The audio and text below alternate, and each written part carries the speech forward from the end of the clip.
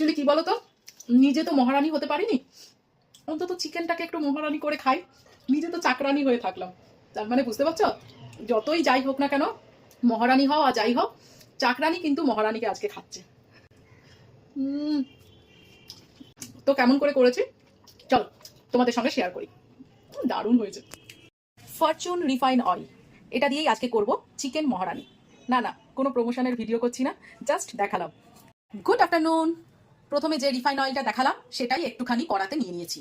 আজকে রান্নাটা পুরোপুরি রিফাইন অয়েলেই হবে, কোনো সর্ষের তেল ইউজ করব না। প্রথমে কিছু মশলা তোমাদের দেখিয়ে দিই। আছে তেজপাতা, তেজপাতাটা একটু সরিয়ে দিই, নাহলে মশলাগুলো দেখানো যাবে না। আছে এখানে সামান্য মেথি নিয়েছি, যেহেতু মেথি বেশি নিলে তেতো হয়ে যায়। গোলমরিচ নিয়েছি, শুকনো লঙ্কা নিয়েছি, ধনে নিয়েছি গোটা, কাজু বাদাম ছিল না বলে এমনি কাঁচা বাদামই নিয়েছি, জিরা নিয়েছি, এমনি জিরা যে সাদা জিরে সেই নর্মাল জিরা সেইটাই, মৌরি নিয়েছি, আর সামান্য পোস্ত নিয়েছি। বাড়িতে যদি চার মগজ থাকে অতি অবশ্যই নিও। এই মশলাগুলো পুরো আমি এই কড়াতে দিয়ে দেবো তেলের মধ্যে। সামান্য একটু ভেজে নেবো এটা। এই মশলার মধ্যেই আরো বেশি কিছু মশলা দিয়ে দেবো, যেমন আদা, রসুন। রসুন আমি একটা পুরো গোটা নিয়েছি, আর পেঁয়াজ, এটাও এর মধ্যে দিয়ে দেবো, ভাজতে থাকবে। এবার তোমরা হয়তো বলবে, এ বাবা গোটা গোটা ভাজছে কেন, এ কি গোটা গোটা মুখে পড়লে খুব খারাপ লাগবে? না, এটা ভেজে তারপরে পেস্ট করবো। দেখো কেমন করে করি। লো ফ্লেম করে রাখবে আর ধৈর্য ধরে ভাজতে হবে, কিন্তু একদম হাই ফ্লেমে খুব পুড়িয়ে দেওয়া যাবে না, পুড়ে গেলে কিন্তু মশলাটা একদম খেতে বাজে লাগবে। আর আমি ভাজবো না, ভাজাটা আমার ভালো মতোই হয়ে গেছে। তো চলো মশলাগুলো তুলে ঠান্ডা করতে দিই। যেহেতু ডিশটার নাম চিকেন মহারানী, তাই জন্য তাকে মহারানীর মতোই রান্না করতে হবে। রিফাইন অয়েল আবার দিয়ে দিয়েছি কড়াইতে, আর এবার ফোড়ন দিয়ে দেবো সাদা জিরে, যেটা নর্মাল জিরে আর কি, গোটা গরম মশলা, আর একটা শুকনো লঙ্কা। আচ্ছা, তার আগে বলে দিই, আমি কিন্তু যে মশলাটা ভাজলাম তার মধ্যে একটু গরম মশলা গোটা দিয়ে দিয়েছিলাম ভাজার জন্য।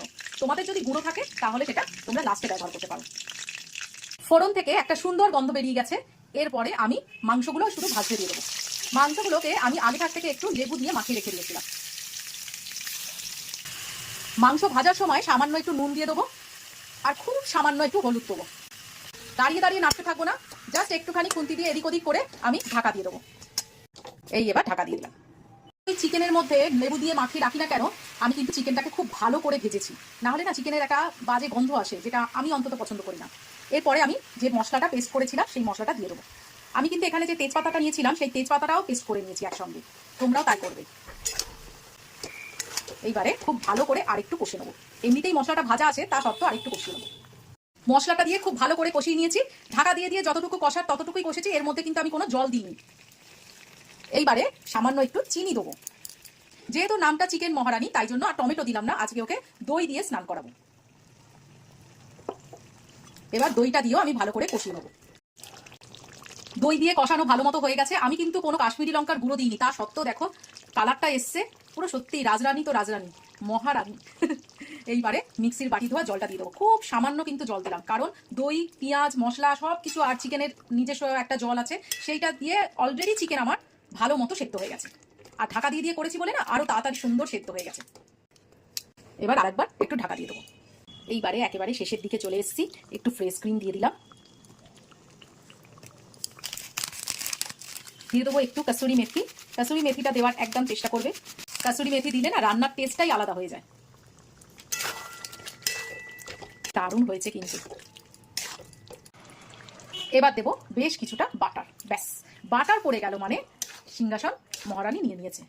কি অপূর্ব দেখতে হয়েছে, আর আমি টেস্ট করে দেখলাম তো এত ভালো লাগছে না খেতে, যে কি বলবো। আমার তো মনে হয় এটা ভাতের থেকে রুটি বা পরোটা বা লুচি যাই বলো না কেন, দারুণ লাগবে, জমে যাবে একেবারে। তো কেমন লাগলো আজকে মহারানী, চিকেন মহারানী, অবশ্যই বলো। কালকে আবার একটা নতুন রেসিপি নিয়ে তোমাদের সামনে হাজির হব। আজকের মতো টাটা।